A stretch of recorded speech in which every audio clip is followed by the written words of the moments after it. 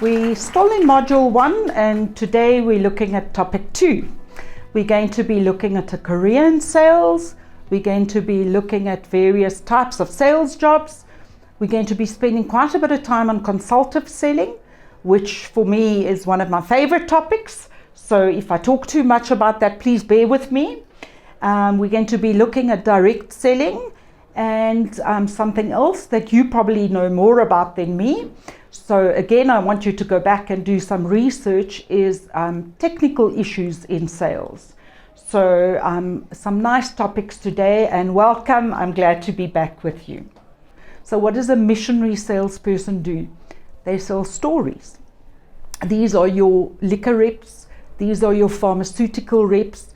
How do you sell drugs? How do you sell pharmaceuticals? Do you go to the doctor and you say, this drug is the best on the market? No, you sell hope, don't you? How do you sell liquor? You sell a lifestyle. You sell a lifestyle. How do you sell wine? You sell a lifestyle. You're selling a story. You're selling a wine farm. So missionary selling is selling a story, okay? Sales engineer sells technical, is giving information. So all these names are quite clever. They tell you what it is. Missionary sells hope, sells stories, technical sales, sales engineer. There's a section in your book talking about improving the reputation of personal selling. Unfortunately, a lot of personal selling has a bad rep. People that unscrupulous salespeople, the good old Ponzi schemes that we all know about. And in the olden days, and I don't want to use examples because I'm sure some of you are in the industries that I could use the examples of, but there are certain industries that have got bad reps because people used to do unscrupulous things. And industries work very hard to change that. But rules and regulations have been put in place, ethics committees have been put in place, and companies really work very hard at changing those associations. And at the end of the day, you as the rep or as the salesperson has to take ownership. Okay, sales trends in the age of technology. In your book, there's a little section about selling to Generation X. I would like to start off with talking about selling to the millennials. There's so much written about the millennials, and a lot of you watching this are millennials. Take it as a compliment or take umbrage to it as a millennial, whichever way you like. But the millennials are people of the digital era. They are very informed. They have grown up with technology. They don't easily take they don't just take something at face value. They do research, they study, they know what they want, and they care for the world. They care for the environment. So they make decisions based on the bigger picture. And you as a salesperson has to be very cognitive of that when you sell to this generation. The next generation is Generation X, and they are even more so. They are even more technologically advanced because some of the millennials weren't born with technology, but Generation X, they were born with cell phones. They were never born in an era where there was no technology. So they are so advanced. And you have to completely understand that. Let's go back to my generation. Sometimes we're afraid of technology.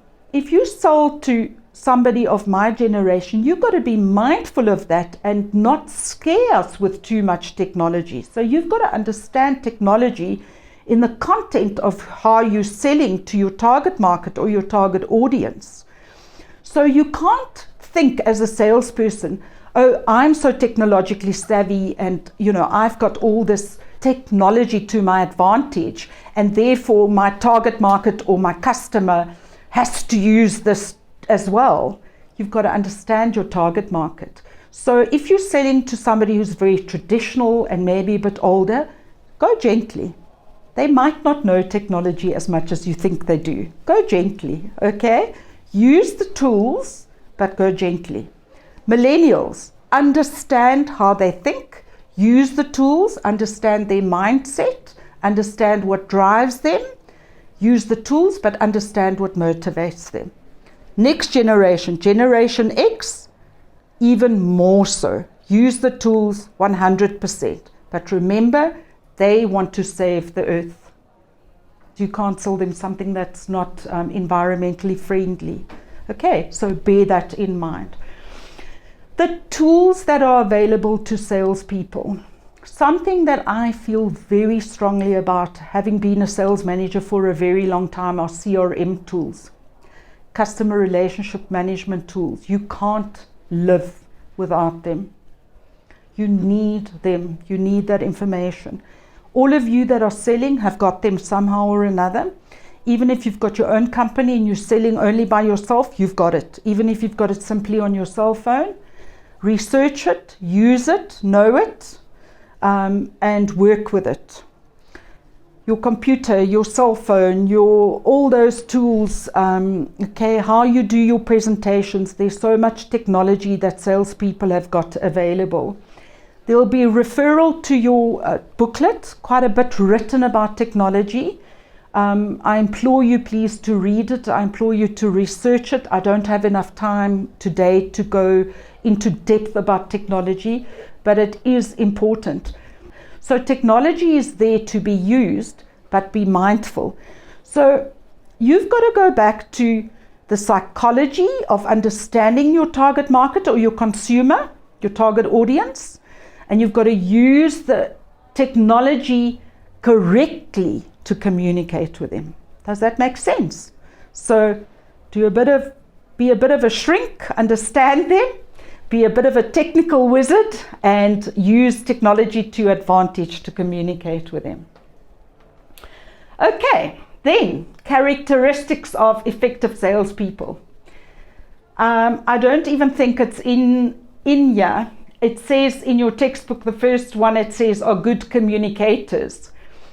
I would like that to be in big letters, are good listeners, can listen. Sometimes you only have 3 seconds or 3 minutes to listen to your customer, and if you didn't listen properly, you've got it wrong. So effective salespeople are good listeners and good communicators. You sometimes have a very short time span to communicate, to listen, to talk. You have to be able to read non-verbal communication. You know, if you walk into a client and you can see their face is just, today is not the day, it doesn't mean you've got to turn around and walk away, but you've got to know how to handle it. Positive attitude. Honestly, we talk about relationship marketing, we talk about relationship selling. If you walk in and you've got this dreary face and you've got the world on your shoulders, how on earth are you going to sell to them? How on earth are you going to satisfy a need? Because immediately they're going to pick up on that. So basically just, be positive, listen, be there for them, okay? Know your products, be knowledgeable. Be knowledgeable. As we spoke about technology, but you've got to know your product, know your policies of your company. There's nothing worse than a customer asking you something and you say you don't know. If you don't know, what do you say? I'll find out. I'll get back to you. And then get back to them. Get back to them. Please don't ignore them. Please don't do that, because that's unreliable and they'll never trust you again, okay? Honesty, discipline, motivation, all those things, the list is endless. Just be real. Be a real person. People can trust you, okay? Consultative selling is a term you've got to know. Remember I said marketing orientation is something I want to wake you up in the middle of the night and you've got to know. Consultative selling is something you've got to know. Consultative selling and marketing orientation goes hand in hand. So consultative selling is something about understanding the customer's needs, finding the information, helping them, and building a long-term relationship. So it's threefold. If you're a consultative salesperson, you've got 3 hats on. You're a team leader. You as a team leader knows a lot of things in your company. Let's use this as an example. I've got a client and he wants to buy a car. I'm selling cars. He wants to know when the car will be delivered. He wants to know what the terms are. He wants to know how long it'll take to be paid off. He wants to know all those things. So I have to liaise with finance. I have to liaise with the factory. I have to liaise with, you see, all those different departments. So I'm a team leader. I'm not just the salesman. I don't know all those answers. I liaise with all those departments because my customer doesn't want to talk to the finance manager. My customer doesn't want to talk to the factory. He wants to deal with me. So I'm the team leader, okay? At the same time, I'm what is called the business consultant. It is very important in consultative selling to understand that you have to help your customer sell the product. And this is often the case in business to business selling. Consultative selling is a bit like being a marketing manager. Your customers now bought the product. Now they almost expect you to be a bit of a marketer. They expect you to help them sell this product. This is now again go back to companies that do promotions. When you go into a bottle store, you go into a supermarket where you see those people doing in-store tastings or in-store demonstrations. That's consultative selling. You as the salesperson is not necessarily doing the in-store tasting, but you're adding value. You're doing a tool to help the customer sell the product. So you're finding ways to help the customer sell the product. So you're the team leader. You've got to explain to him when the delivery will take, when the accounts will be paid, and you've got to help him sell the product out. Okay, the third role of consultative selling is the long-term ally. In business to business markets, where I use the example, you are the rep, you have a client, you are the contact person. If the client has got an account problem, he doesn't want to phone accounts, he wants to deal with you. If the client has a production issue, he wants to deal with you. So the third role in consultative selling is the long-term ally. We're building relationships, we're building long-term relationships. To build a long-term relationship or to have a long-term relationship with a customer is far cheaper than having to find new customers. So guess what? You as the salesperson, you're in it for the long run. And remember I said, you leave the company, you take your customers with you. So it's worth it. It's absolutely worth it.